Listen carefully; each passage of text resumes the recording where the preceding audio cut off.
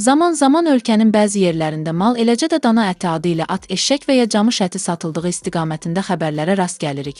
Yoxlamalar aparılsa da bu proses yenə davam edir. Vətəndaş ətləri necə ayırd edə bilər? At və camış əti mal ətindən nəyə görə fərqlənir? Ümumiyyətlə, at əti əldə etmək işbazlar üçün niyə bu qədər əlçatandır? Turkistan Azın xəbərə görə Global Info Aza danışan Azad İstehlakçılar Birliyinin sədri Eyüp Hüseynov bildirib ki, ölkədə heç bir ətin satışına qadağa yoxdur. Onun sözlərinə görə it, at, eşşək, pişik, camış əti də satıla bilər. Bu anormal bir vəziyyətdir. Ənənəvi olmayan ətlərin satışına mütləq qadağa qoyulmalıdır. Ortada Nazirlər Kabineti və ya Azərbaycan Qida Təhlükəsizliyi Agentliyinin bir sənədi olmalıdır. Sadəcə dövlət orqanları deyirlər ki, istehlakçıları aldatmamaq üçün ətin üzərinə nə əti olduğu yazılsın. Bundan başqa təəssüf ki, başqa tələb yoxdur. Bu boşluqdan da istifadə edən satıcılar istədiklərini edirlər. Eyüp Hüseynov əhalinin ətləri bir-birindən seçməsinin asan olmadığını qeyd edib.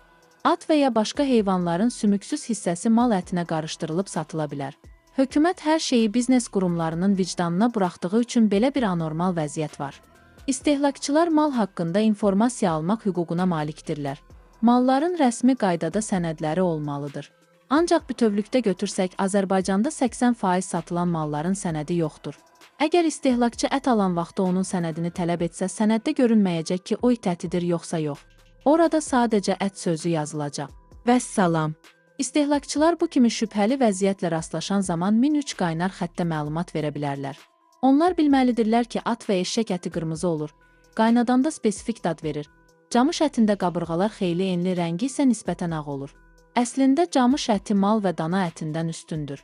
Sadəcə onun üzərinə camış əti yazmaq lazımdır.